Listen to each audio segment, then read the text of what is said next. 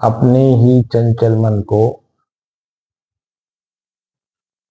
अपने ही बस में करके एकाग्रता, स्थिरता एवं स्वयं अपने आप में शांति का अनुभव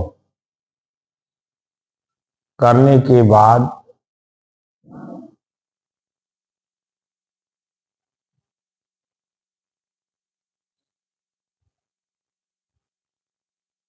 स्वयं मैं कौन हूं को जानने की दृष्टि से साधना करते करते आज 1212 दिन हो गए।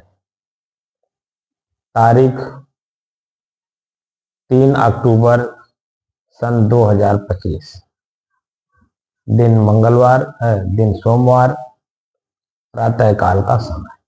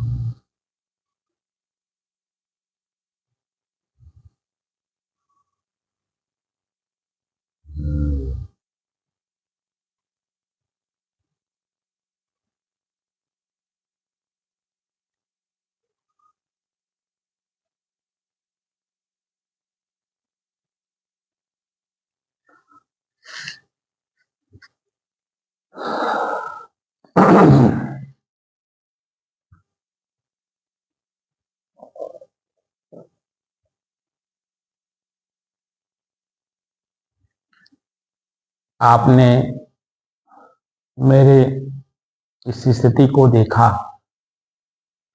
ये स्थिति किस अवस्था में प्राप्त हुआ,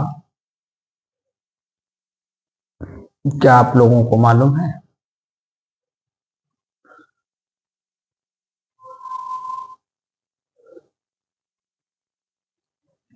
जो हमने एक बार बताया था, मौन का महत्व, मौन क्या होता है और मौन की स्थिति आ जाने पे क्या क्या स्थितियां हमें दिखाई देती हैं।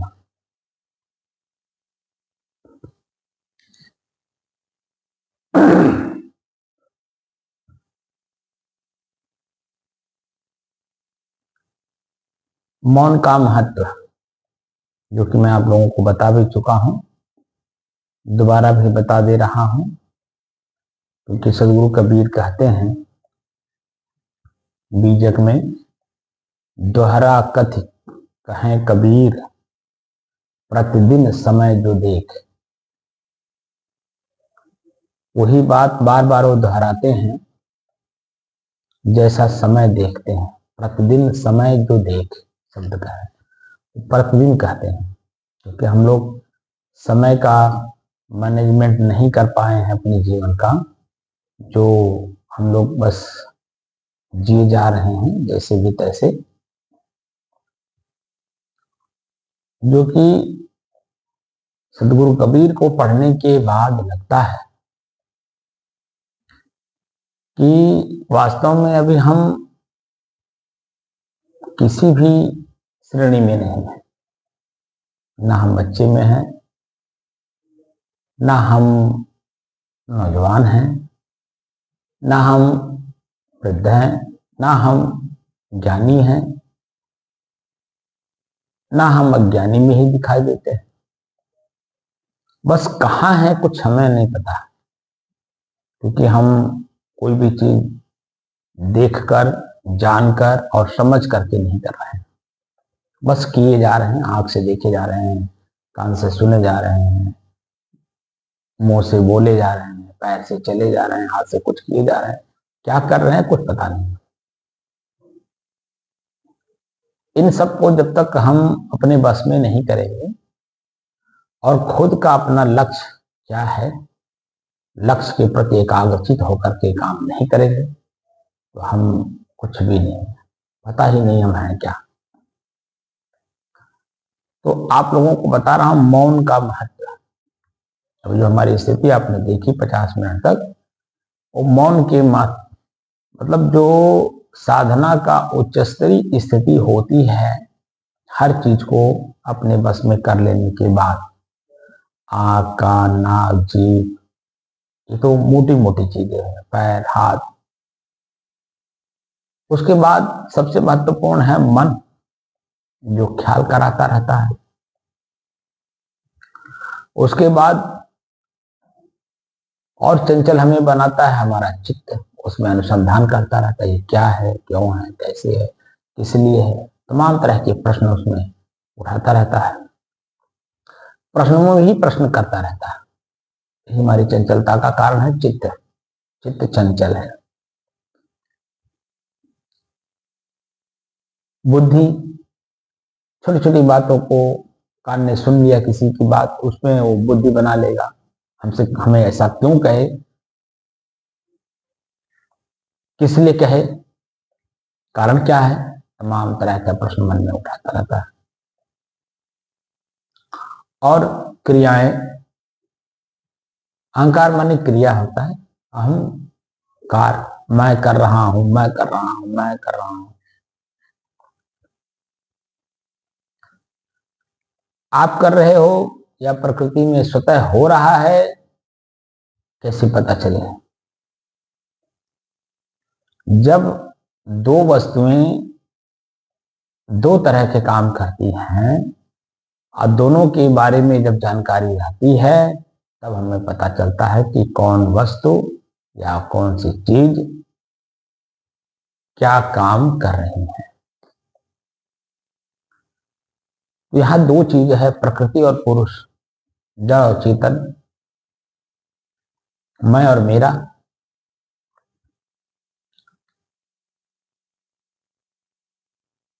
इस शरीर को चलाने वाला जो मैं है, वह अपने आप में बिल्कुल ही स्थिर है, उसमें कोई क्रिया होती ही नहीं है। क्रिया जब भी होगी प्रकृति में होगी। अब प्रकृति में भी अगर प्रकृति अपने आप में खुद मिट्टी मिट्टी ही रहे तो उसमें कोई क्रिया नहीं होगा, पानी पानी ही रहे तो उसमें कोई क्रिया नहीं होगी। लेकिन उसमें पांचों और मिले हुए हैं, एक के साथ और चार मिले हुए हैं, तो एक पहले सही है जो स्थिर है, लेकिन चार और हैं वहां। तो चारों जब रहेंगे, जैसे आप अकेले रहिए तो आप क्या सोचते हैं, क्या बोलते हैं, आपको खुद आपको पता रहता है, लेकिन आपके साथ और चार रहे तो हमारी अपनी आंतरिक चीजें खो जाती हैं, क्योंकि चारों कुछ ना कुछ बोलते रहेंगे। कान सुनता रहेगा, आंख देखता रहेगा, और उन्हीं के साथ मिल करके जब हम ही आनंद लेते रहते हैं, तो हम नहीं लेते हैं, हमारा मन लेता है। तो अपने खुद की विचारधारा अन्य चारों के सामने दब जाती है। हमें क्या करना है, क्या नहीं करना है, किन कर्तव्य विमूढ़ हो जाते हैं, पता ही नहीं चलता हमें क्या करना है। ऐसे ही आप अपने आप में तो शुद्ध हो, लेकिन पांच और मिल गए हैं, एक आप और पांच अलग। तो आप अपने आप में स्थिर हो, लेकिन पांच आपको स्थिर रहने नहीं देते। आंख देखने में लगा देता है, तो आंख कौन है, चेतना का काम नहीं करता है। ये कौन काम करता है, कौन से तत्व का है, अग्नि तत्व है। बिना प्रकाश के इसी यही आंख का कुछ भी दिखेगा नहीं। कान वायु तत्व है, शब्द इधर से उधर करता रहता है। ऐसे ही पांचों तत्व जो है हमारे शरीर में है, हम उन्हीं के बीच में अपने स्थिरता को खोज रहे हैं। इनको जब तक हटाएंगे नहीं, दूर करेंगे नहीं, हमारी खुद की अपनी चेतना नहीं जागृत होगी कि मैं कौन हूं। इसलिए मौन का महत्व, मौन खाली वाणी का ही नहीं होता है। और भीतर से मौन हुए बिना जो अभी आपने हमारी स्थिति देखी, ये आएगी नहीं आपकी। और इसी चीज को हम लोग खोज रहे हैं, लेकिन प्रकृति में खोज रहे हैं। आंख से देख लें, कैसे देख लोगे वो चीज, जो खुद ही हो, ये बाहर के आंख से कैसे देख लोगे? तुम खुद ही हो, अपने आप में खुद ही हो। तो अपने आप को कोई भी, जैसे दीपक है, दीपक को बताते हैं अपने नीचे, वो कहाँ देखता है? वो तो दूसरे को दिखाता रहता है। ऐसे आंख दूसरे को देखता रहता है, अपने को कैसे देखेगा? उसके लिए साधन की जरूरत पड़ती है, शीशा। आंख अपने आप को देखने के लिए उसको शीशा की जरूरत पड़ती है। ऐसे ही मुझे अपने आप को जानने के लिए साधना की जरूरत है, और साधना प्रज्ञ संतों के सानिध्य में वो चीजें प्राप्त होंगी। उच्छृंखलों के साथ रह करके कहीं की स्थिरता आ जाए तो कदापि नहीं होगी, क्योंकि वहां हर चीज को देख करके अनदेखा करना होता है, सुनकर अनसुना करना होता है, बोल करके भी अगर हमारी वाणी अगर कोई बात ऐसे अटपटा शब्द का प्रयोग कर दिया हो जिसमें हमें खुद को कष्ट लगे, तो उसको वापस कर लिया जाता है। ईगो नहीं बनाई जाती है, अहम नहीं बनाया जाता है कि नहीं बोल दिया तो बोल दिया। कोई भी चीज आपकी अपनी क्रियाओं का ही आपको स्थिरता और चंचलता दोनों प्राप्त होता है। तो आप खुद अपने आप को ढूंढ रहे हो, तो आप अपने आप में स्थिर हो, तो जो चंचल वस्तु आप में मिल गई है उसको निकालेंगे नहीं तो आपकी अपनी स्थिरता आएगी कैसे? इसलिए हर प्रकार से मौन होने की जरूरत है, तब वह आपकी अपनी स्थिति आपको दिखाई देगी। तो मौन का महत्व क्या है? वाणी आंतरिक ऊर्जा है। हम जो बोल रहे हैं हमारी आंतरिक ऊर्जा है, और इस ऊर्जा की बचत करना ही मौन है। जैसे अनर्गल बोलना, भौकाल बनाना, शब्दों में अपने आप को बहुत ऊंचे स्थान पर रखना, ये सब चंचलता में आता है। उन सब चंचलताओं को खत्म करके वाणी को मौन करना होता है। वाणी माने आवाज यानी शब्द आंतरिक ऊर्जा है, और इस ऊर्जा की बचत करना ही मौन है। इसीलिए मौन को वाणी की सर्वोत्तम तपस्या कहा गया है। इसीलिए मौन को वाणी की सर्वोत्तम तपस्या कहा गया है, मौन रहना। मौन की अवस्था व्यक्ति को आत्मनिरीक्षण, आत्मज्ञान, आत्मशोधन और आत्मबोध एवं शांति का खुद में अनुभव कराती है।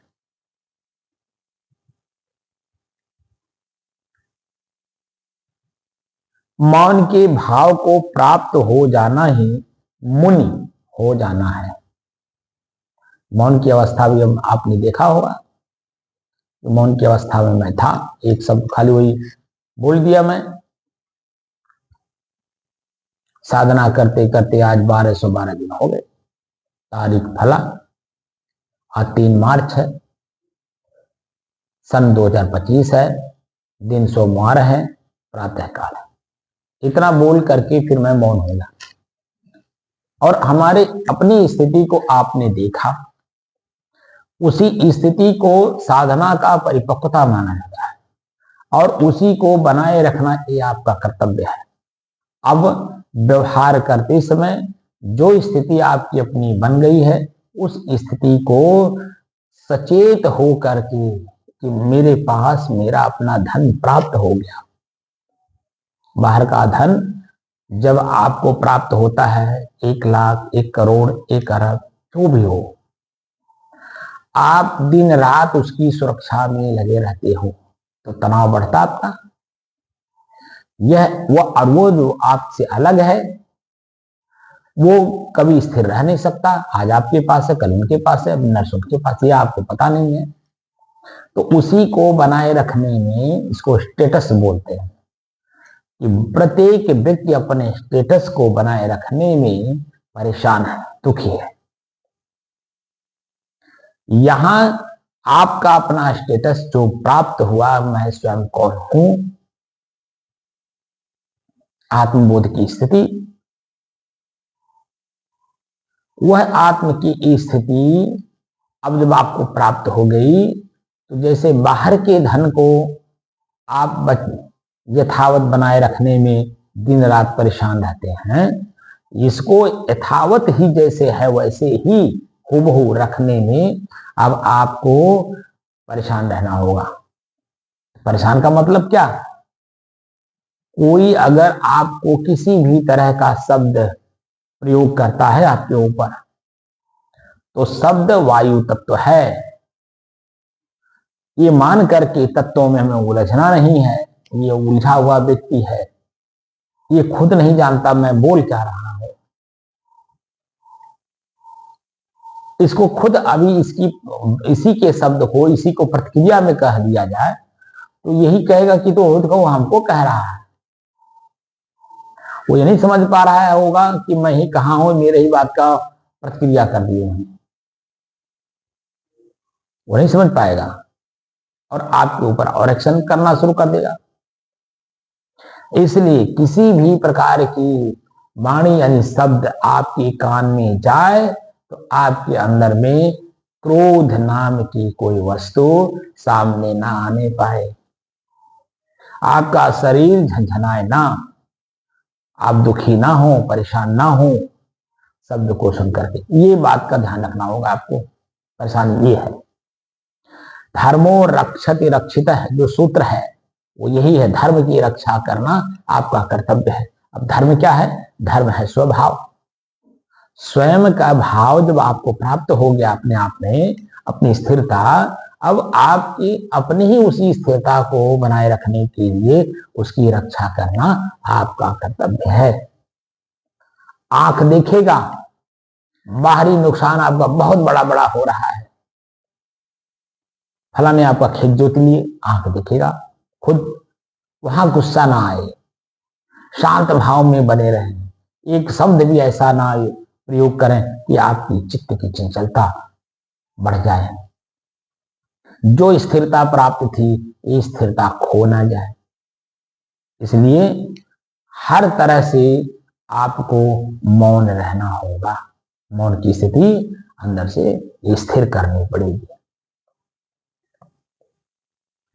मौन के भाव को प्राप्त हो जाना ही मुनि हो जाना है। यह वह तप है, यह वह तप और साधना है जो बहिरंग से संबंध तोड़कर अंतस में स्थित आत्म तत्व से रिश्ता जोड़ती है। आत्म तत्व माने मैं स्वयं का अपना जो तत्व है उससे आपकी रिश्ता जोड़ती है। यह आत्म अनुशासन और आत्मज्ञान का सरलतम साधन है, सरल से सरलतम साधन है।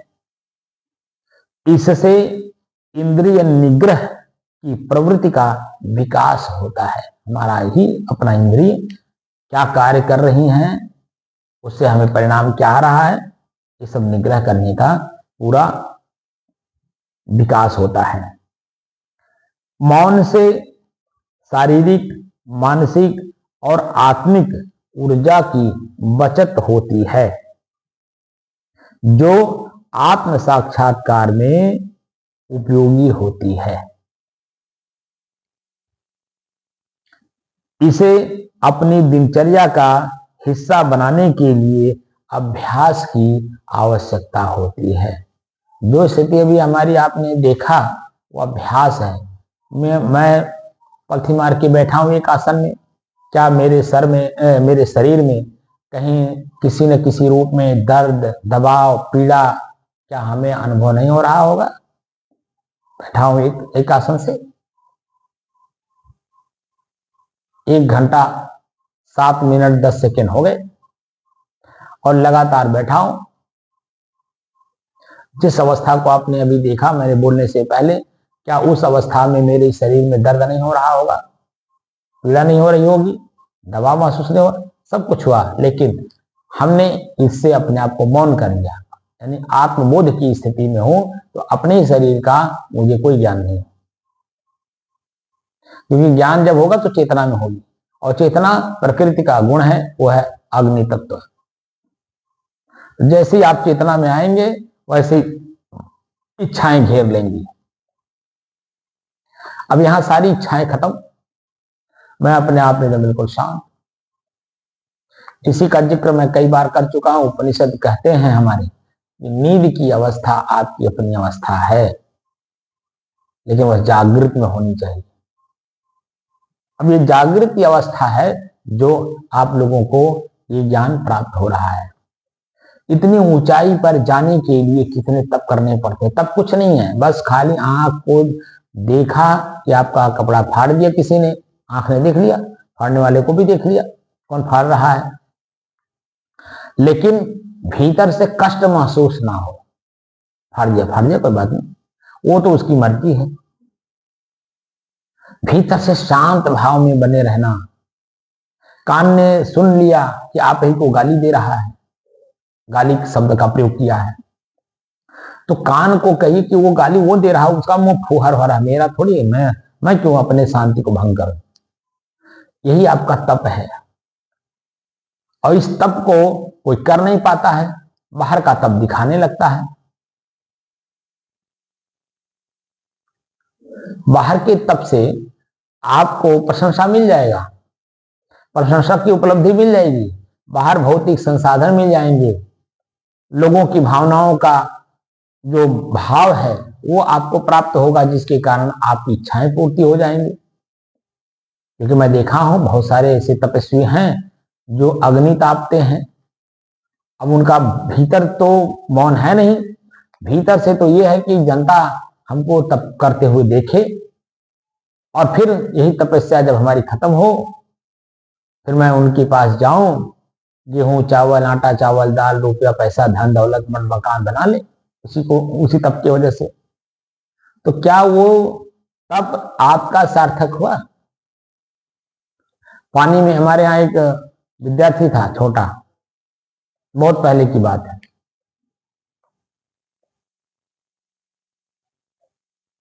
वो शरीर भी छोड़ दिए, घर पे जब वो रहता था बालक विद्यार्थी, तो डेहर था, डेहर मतलब बहुत पानी का तालाब को बोलते हैं, उसको डेहर डेहर से बोलते हैं। उसमें वो जा करके इतने पानी में डूब के, ऐसे भयंकर ठंडी में से जा करके डूबे रहता था। घर वाले परेशान। हमारे एक शास्त्री जी थे, कविपंथी संत, वो उनके यहां गए, तो घर वाले तो परेशान थे ही पहले से। कहे गुरुजी पनिया में डूब करके क्या करता है समझ में नहीं आता है, दिना भर हम डूबल रही, कोशिश करता रहती हूँ वहीं रही, तन को डर नहीं कि मैं सांप काट ली है, गुजर काट ली है, कोई बात हो जाए, डूब जाए, मर जाए, कुछ इसको चिंता नहीं है। तो शास्त्री जी क्या किए कि उनको उठा लाए अपने पास आश्रम में, बनारस भेज दिए पढ़ने के लिए। जब बनारस आया थोड़ा सा उसको ज्ञान हुआ, तो वो चीज छूटा उसका, क्योंकि कबीर साहब की वाणी को पढ़ने लगा, समाज में जब रहने लगा, तो धीरे धीरे उसकी स्थिति कुछ सुधर गई। तो संस्कृत में उसने पीएचडी भी किया, और संत प्रवृत्ति में हमेशा रहता था। तो कहने का मतलब जो तप है, वो बाहरी तप आप करके क्या किए, और अंत में जब उसकी मृत्यु हुई, तो जानते कैसे हुई? जो आश्रम बना हुआ था जहां गुरु जी रहते थे, तो उस आश्रम में बाउंड्री नहीं थी, तो वो बाउंड्री करवा रहा था खुद खड़ा होकर। तो नींव खोदी जा रही थी, लेबर लोग नींव खोद रहे थे। ये क्या किया, क्यों? उसी में 2 जोड़े नाग और नागिन उसी नींव में मिल गए खोदते समय। अभी क्या किया कि नागिन को मार दिया, नाग भाग गया, नागिन जो है मर गई। और उसी दिन की घटना, नाग इनको खोज रहा था, दिन भर तो खोजा, नहीं मिले। शाम के वक्त ये छत पर कपड़े सुखाए हुए डाले हुए थे सूखने के लिए। अब आश्रम के भीतर से होकर के वो कपड़े ऊपर सुखाने के लिए डाले हुए थे, अब उसी में वो छत पर गए हुए थे कपड़े उतार रहे। कपड़े लेकर के नीचे उतर रहे थे, तब तक वो नाग नीचे से ऊपर चढ़ा और इनको इतना मतलब कूद कूद करके काटा, कहीं गाल पे काटा, कहीं यहाँ काटा, कहीं यहाँ काटा, मतलब इतने ही दूरी में बहुत से उसको उसने वार किया, काट डाला, कूद कूद करके काटा उसको। अब आप बताइए, अगर साधना की वो पद्धति आपको मिली होती जो हमारे ऋषियों की, पूर्व के ऋषियों की वास्तविक स्थिति थी, शांत रहने की, मौन बाड़ी, मतलब हर तरह की चीजें अगर आपको प्राप्त हुई होती, तो वो चीजें जो आपके साथ हुई वो ना होती, क्योंकि भीतर से आप इच्छाओं से भरे हुए हैं। इच्छाओं को मारे बिना आपकी स्थिति शांति स्थिति बनेगी नहीं। और जब वो नाग नागिन, वो भी एक जीव है, वो अपने कर्म का फल भोग रहे हैं, शरीर में जा जा करके भोग रहे हैं। अगर ये ज्ञान आपको हुआ होता तो उस स्थिति में नहीं रहते। तो मान लीजिए वो मिल भी गए तो मारते नहीं, उनके साथ सहानुभूति करते, छोड़ देते उन्हें, और फिर वो अपना काम करते, अपने जो उस शरीर का प्रारब्ध वो भोगते, वो आपके ऊपर अटैक नहीं करते। लेकिन आपने उन्हें मार दिया, और जब मार दिया तो फिर क्या हुआ, उसी दिन वो नागिन तो मर गई, नाग गुस्से में आकर के इनके ऊपर पूरा अटैक किया। और हमको लगता है कि 5-6 घंटे के अंदर इनका भी शरीर कष्ट से छूटा। तो कष्ट पीड़ा आपने उसको दिया, तो उसने प्रतिक्रिया के रूप में आपको कष्ट और पीड़ा दे दिया, जो अनंत काल तक के लिए, अनंत काल तक के लिए, मैं बार बार बोला, अनंत काल तक के लिए आप अब कष्ट और पीड़ा झेलेंगे अन्य शरीरों में जा जा करके। मानव जीवन, हमारे ऋषियों ने ऐसे नहीं कहा है कि बड़े भाग्यमान स्तन पावा। संस्कृत में भी लिखा है कि भाग्य उदय ने बहुत जन्म समर्पित, बहुत जन्मों का थोड़ा थोड़ा एक एक, जैसे एक एक रुपया इकट्ठा करते करते 1000 होता है, 100 होता है, 100 से 1000 होता है, 1000 से लाख होता है, लाख से करोड़ होता है, करोड़ से अरब होता है, एक एक रुपये इकट्ठा करने से। ऐसे ही जो हम साधना आपको सिखाए, अपने श्वास को पहले देखिए। पहला प्रश्न था कि श्वास कैसे चल रहा है। पहली बात तो श्वास दिखेगा कैसे जब आंख बंद है, तो उसका उत्तर मिला कि महसूस करिए। तो महसूस कैसे करें, तो कैसे चल रहा है, पहला प्रश्न है कैसे।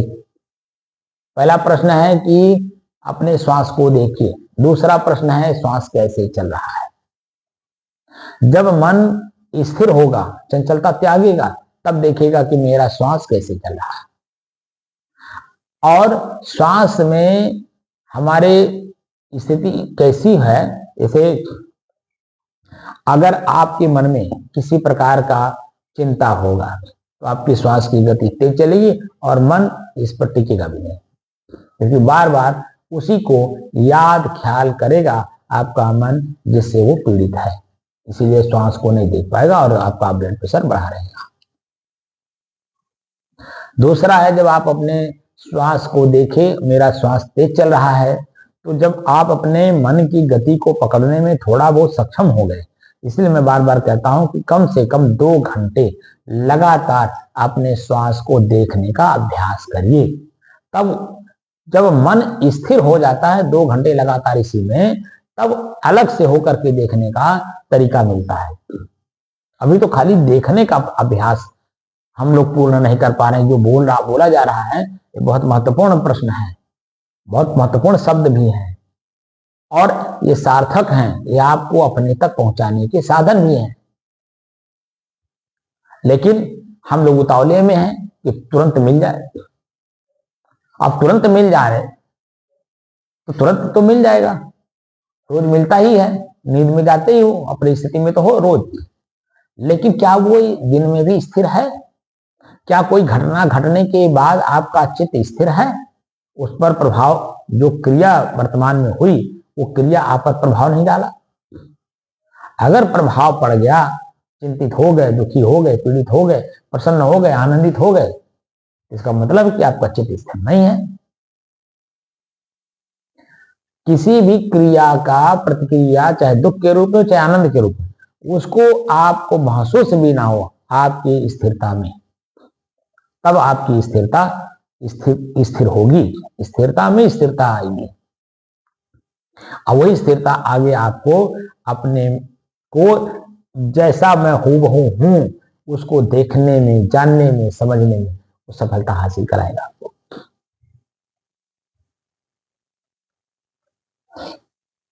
इस मौन से इंद्रिय निग्रह की प्रवृत्ति का विकास होता है।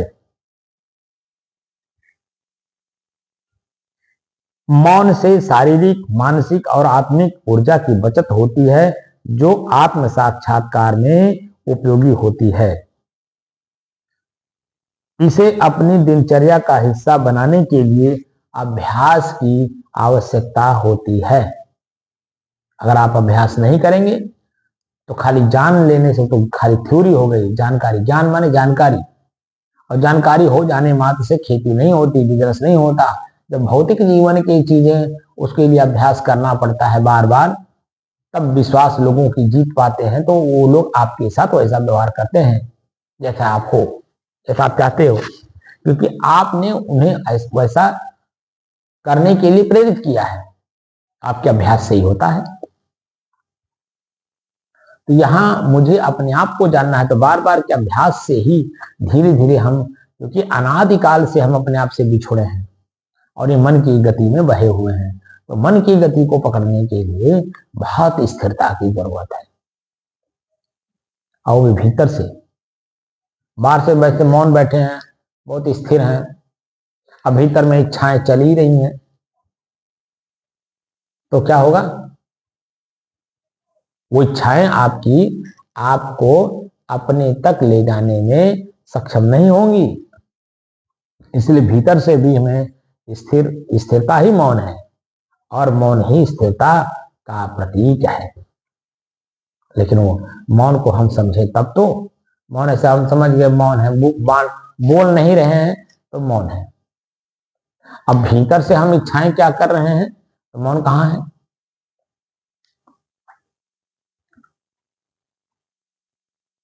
मौन से शारीरिक, मानसिक और आत्मिक ऊर्जा की बचत होती है, जो आत्म साक्षात्कार में उपयोगी होती है।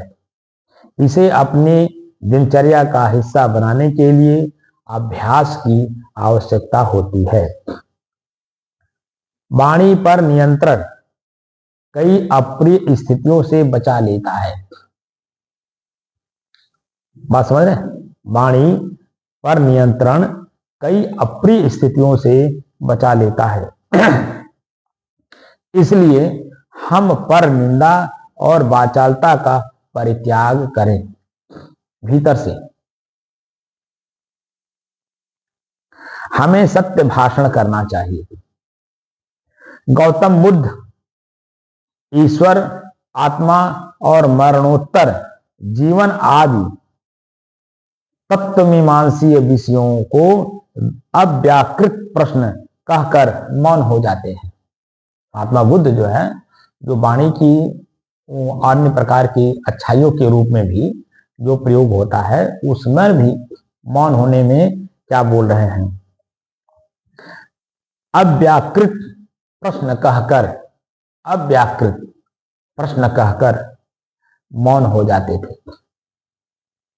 क्योंकि कुतर्क करने वाले आकर के अपनी प्रशंसा पाने के लिए जनता के बीच में ऐसे ऐसे शब्दों का झड़ी लगाते थे, जिससे कि उनकी जो स्थिति थी, स्थिरता की, वो भंग होने कगार थे। तो वो कहते थे, भाई इससे हमें क्या मतलब, आपके अंदर में इच्छाएं हैं, आप अपना इच्छाएं या तो बरकरार रखिए, उसमें परेशान रहिए, भले हमारी जो जनता यहाँ बैठी हुई है उन जनताओं को आप अपने में मोटिवेट कर लीजिए। मेरी स्थिरता इसमें नहीं है, मेरी स्थिरता इस सबके त्याग में है, इसलिए अव्याकृत कहते थे।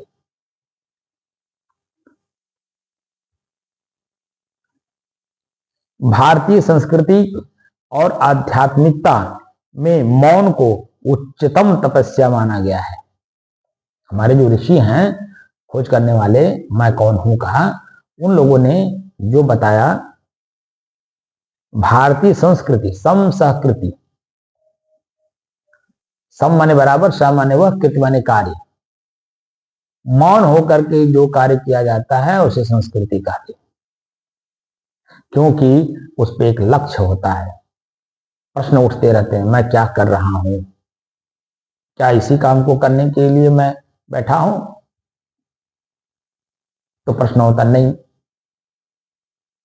तब की क्या करना चाहिए, इसे त्यागना चाहिए या इसे करना चाहिए? तब प्रश्न उठता है, नहीं, त्याग देना चाहिए, ये काम करने के लिए आप बैठे नहीं हैं।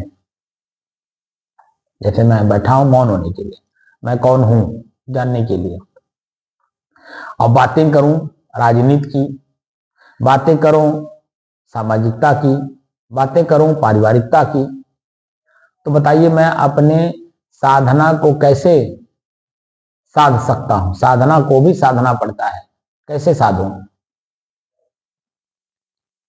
क्योंकि वाणी बाहर की तरफ, कान बाहर की तरफ, आंख बाहर की तरफ, तो ये हमारे बस में कहां हुए?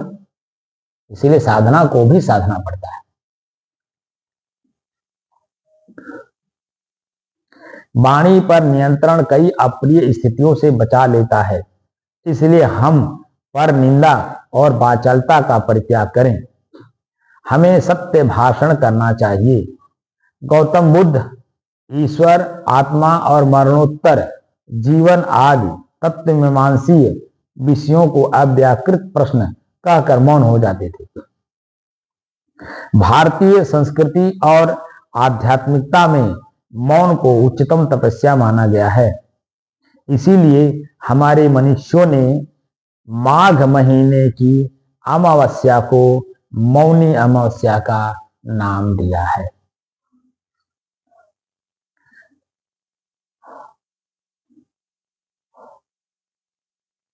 किसी ने कितना सुंदर कहा है कि मौन निद्रा के समान है जो विवेक को नई स्फूर्ति देता है। अब देखिए, किसी ने कितना सुंदर कहा है कि मौन निद्रा के समान है। क्या है? मौन निद्रा के समान। अभी आपने मेरी स्थिति देखी ना। और एक किसने कहा है, मैं ये भी स्पष्ट कर देता हूं, फ्रांसिस बेकन का मत है।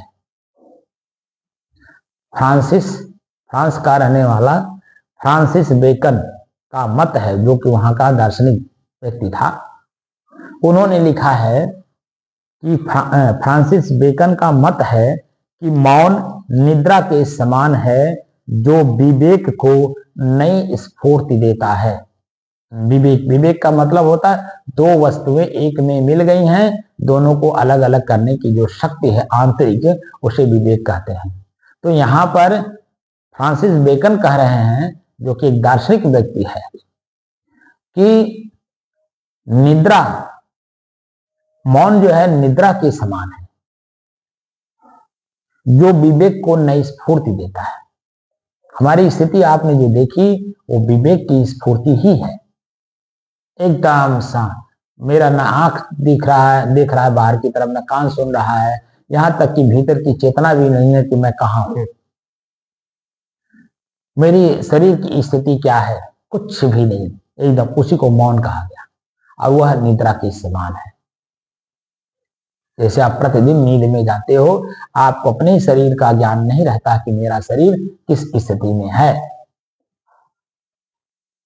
वो स्थिति आपने मेरी देखी इस आंख से, और इस आंख से जो आपने देखा वह आपको ऐसे लग रहा होगा, अरे तो इनकी नाक बज रही है, तो सो रहे हैं। वो आपकी दृष्टि में है। साधना की परिपक्वता में सब चीज जब सध जाती है, आपकी बस में हो जाते हैं, तो वह दूसरा नहीं देख सकता, वह सिर्फ आप अनुभव करेंगे। जिसको हमारे ऋषियों ने, हमारे संतों ने, सदगुरु कबीर ने भी कहा है कि उस स्थिति को अगर आपको अनुभव करना हो तो गूंगे को गुड़ खिलाइए तो क्या कहेगा। गूंगा अगर गुड़ खाएगा तो खाली इशारा कर सकता है। ऐसे ही एक गूंगे का गुण है, खा लेने के बाद वो सिर्फ इशारा, नींद इशारा है आपको उस चीज को जानने के लिए, क्योंकि आप प्रतिदिन नींद में जाते हो, लेकिन आपको खुद नहीं पता कि मैं उस नींद को कैसे प्राप्त करता हूं, क्योंकि वहां न आप देखते हो, न जानते हो, ना ही नींद के बारे में समझना चाहते हो। बस वो तो आपका थकान आपको नींद में ले जाता है, क्योंकि मन थका है, आंख थका है, कान थका है, शरीर थका है, पैर थका, सब थके रहते हैं। आप जैसे बिस्तर पे पड़ते हो, घर्राटे लेने लगते हो। उस अवस्था को आप खुद भी जरा देखिए, जानिए, समझने का प्रयास करिए कि नींद आती कैसे है। तो ये जो साधना है ना, तुरंत खट से समझ में बात आ जाए।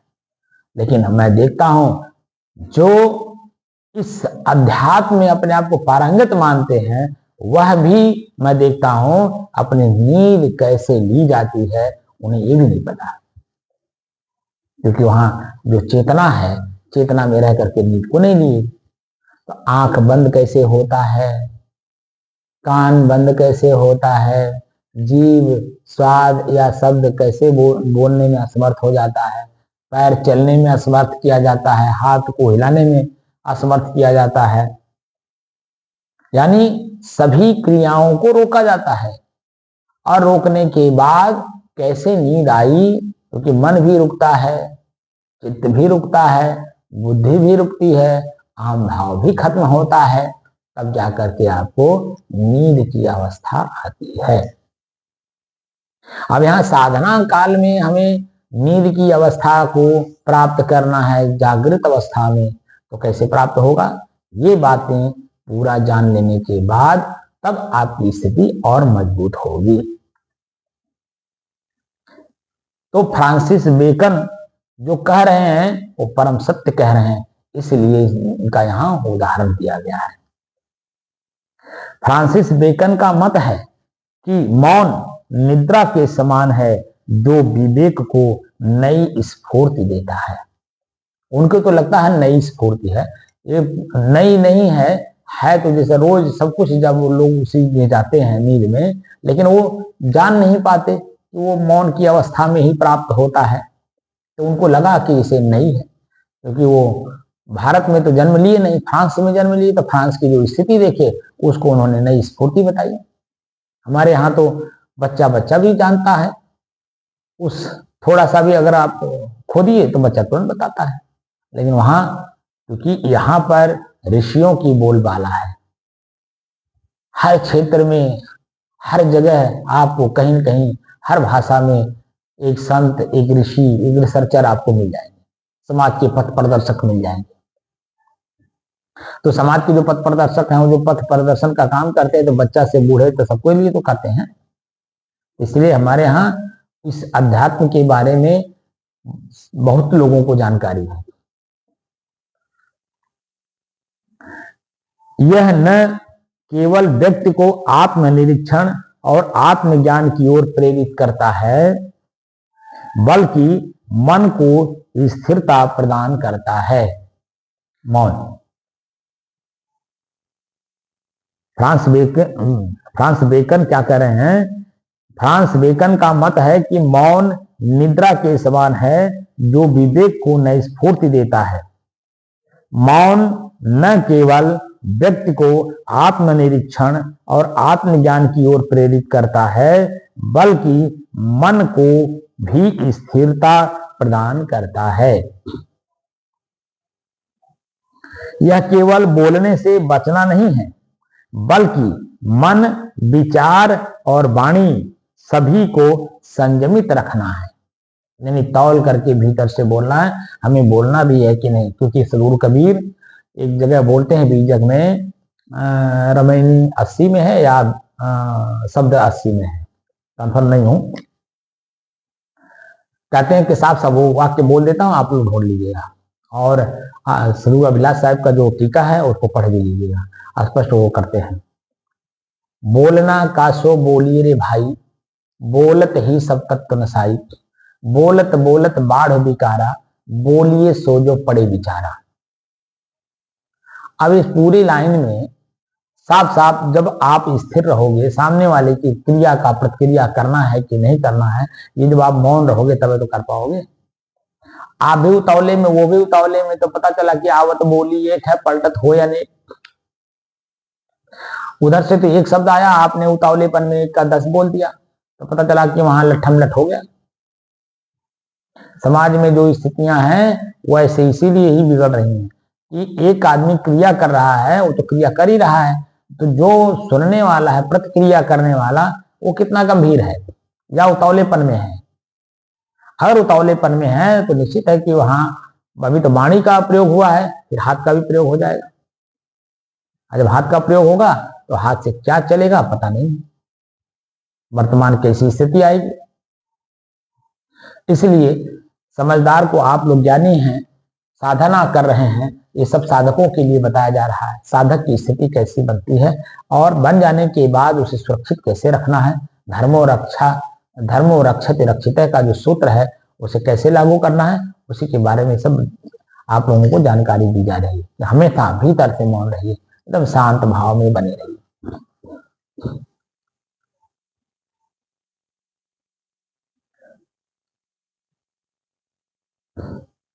मौन न केवल व्यक्ति को आत्मनिरीक्षण और आत्मज्ञान की ओर प्रेरित करता है, बल्कि मन को स्थिरता प्रदान करता है। यह केवल बोलने से बचना नहीं है, बल्कि मन, विचार और वाणी सभी को संयमित रखना है। जब हम मौन रहते हैं तो हम अपने भीतर के आत्म तत्व से जुड़ते हैं, यानी अपने आप से जुड़ते हैं, स्थिरता आती है।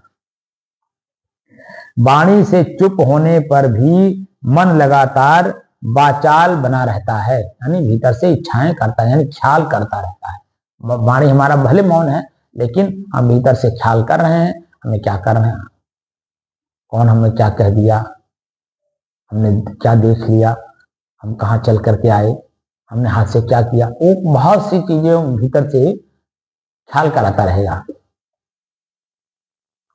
वाणी से चुप होने पर भी मन लगातार वाचाल बना रहता है, लेकिन जब मन शांत हो जाता है तभी मौन की आदर्श अवस्था स्थापित हो पाती है। आदर्श अवस्था यह आत्मा के साथ संवाद करने का एक प्रभावी माध्यम है। यह यानी मौन आत्मा के साथ संवाद करने का एक प्रभावी माध्यम है, क्योंकि वह प्रभाव डालता है। जब हम बाहर के लोगों से संवाद बंद कर देते हैं तब हमारा अंतर संवाद आरंभ होता है, यानी मन और चित्त का संवाद शुरू होता है। और जब मन और चित्त का संवाद मन और चित्त का जब समाप्त होता है तब आत्मा की अपनी खुद की स्थिरता, जिसे हम मौन की ऊपर कहा गया, मौन की अवस्था,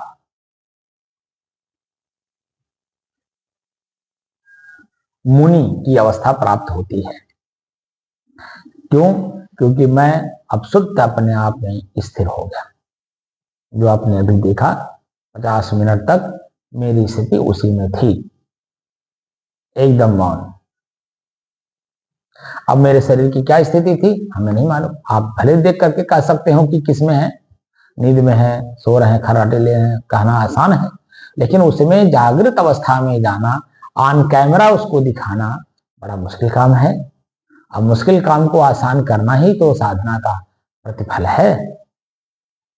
साधना में जो कुछ भी हम जब ऑन कैमरे साधना की सहज साधना सिखा रहे हैं, सहज में हम अपने आप को कैसे प्राप्त करें। और वो भी सदगुरु कबीर की सहज की बात करते हैं, और सहज में ही हमारी सहज की स्थिति बनी हुई है, और उस अवस्था में आपको आने में बड़ी कठिनाई लग रही है। बीजक के शब्द को याद करके दूसरे के सामने बोलना तो आसान है, लेकिन उसे आत्म साक्षात्कार करना कठिन काम है। और कठिन काम को जो अभ्यास करके सरल बनाए, सरल से भी सरलतम बनाए, वो साधक परिपक्व की अवस्था प्राप्त करने में सफलता प्राप्त करता है। अन्यथा अपरिपक्व स्थिति आपको, आपके ही मन, आपकी इंद्रियां, आपका शरीर कहीं न कहीं किसी न किसी रूप से भटका देती है। तो हम जो साधना आपस में कर रहे हैं, ये भटकने और भटकाने के लिए नहीं। सदगुरु कबीर साफ साफ कहते हैं, ये भ्रमभूत सकल जग खाया, जिन जिन पूजा ते जहड़ाया। ये भ्रम हमारे मन के अंदर में जो भी हैं, उन्हें बिना निकाले, जैसे आप नींद में जब जाते हो ना प्रतिदिन, तो हर प्रकार से अपने मन की स्थिति, शरीर की स्थिति, आंख की स्थिति, सबको नीचे उतारते हो, तब आपको नींद आती है।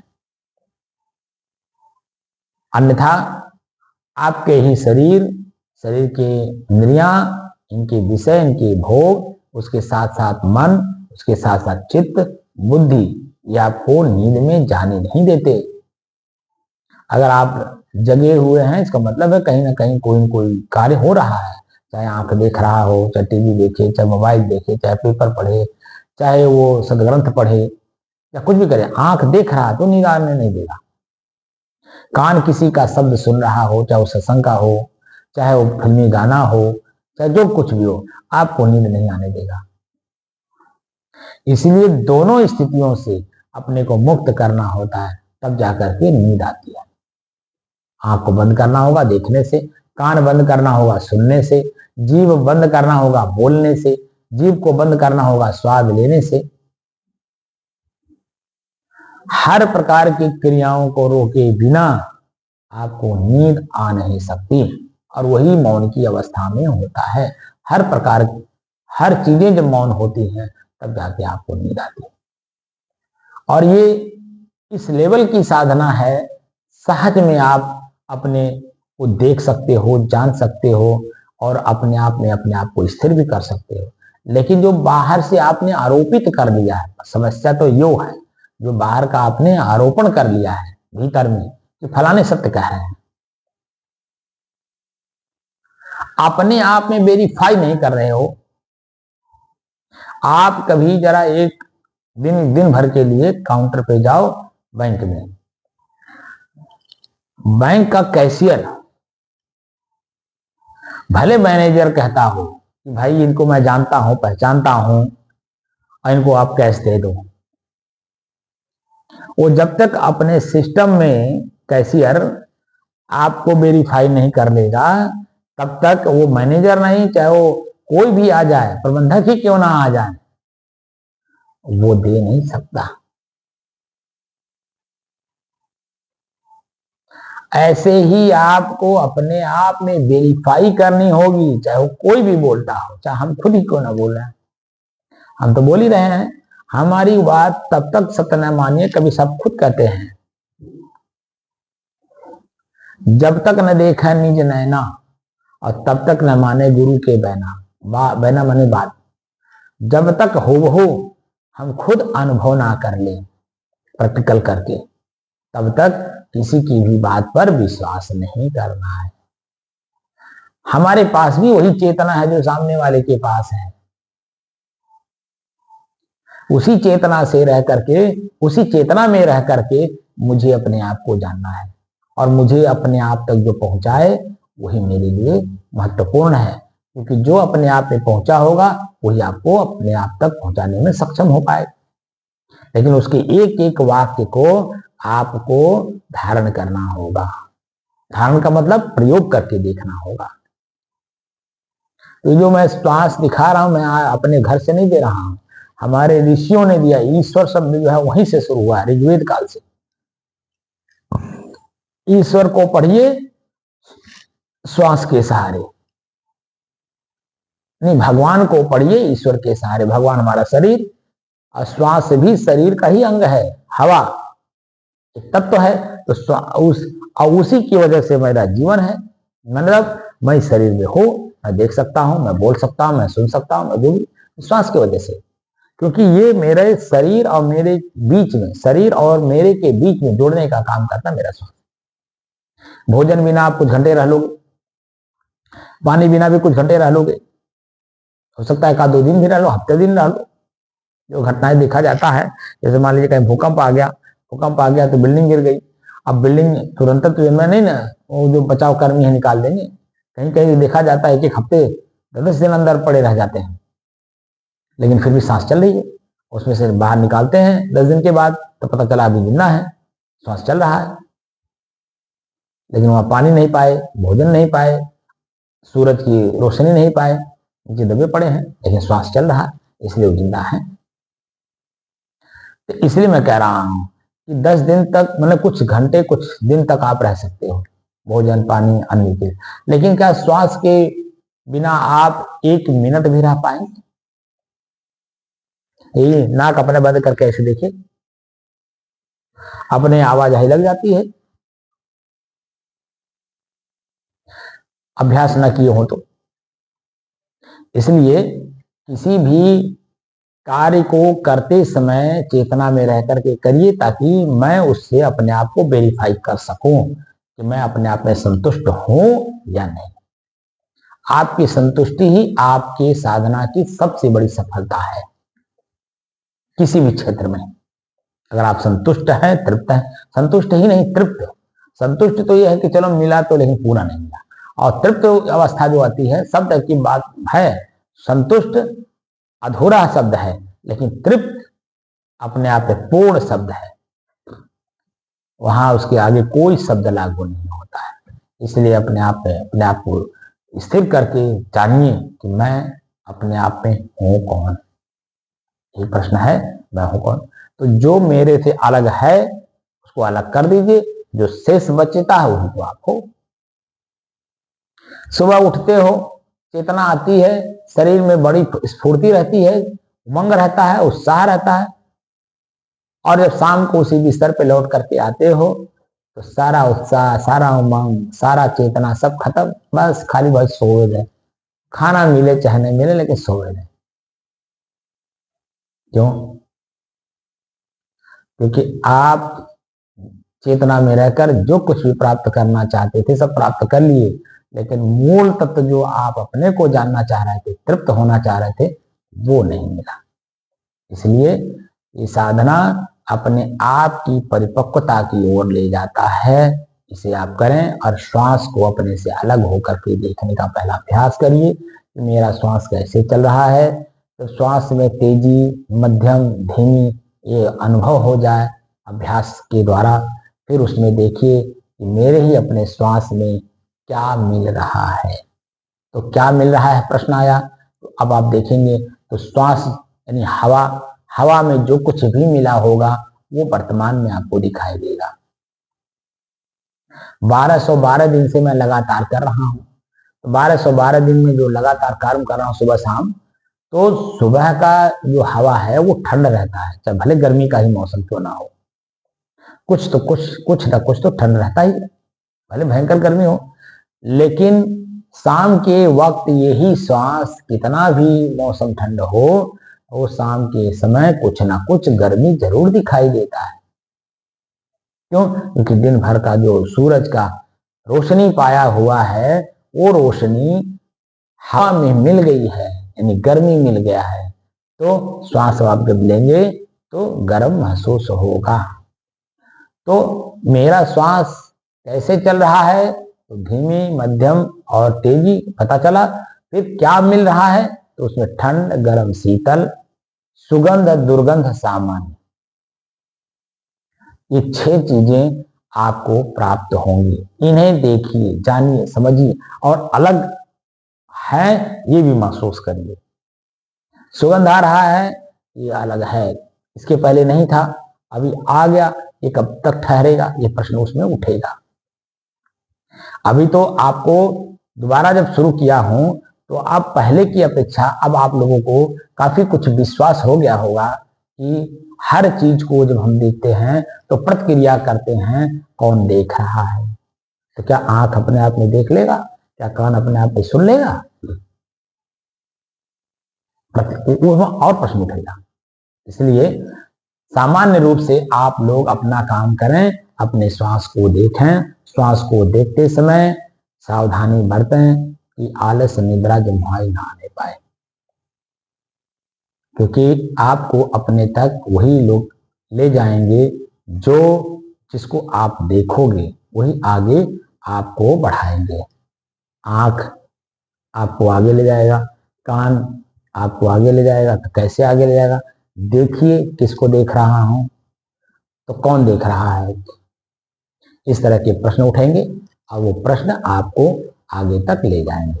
ठीक, धीरे धीरे आप लोगों की स्थिति मजबूत होगी और वह स्थिति आपकी मजबूत आपके अपने साधना की सार्थकता दर्शाएंगी। साहिब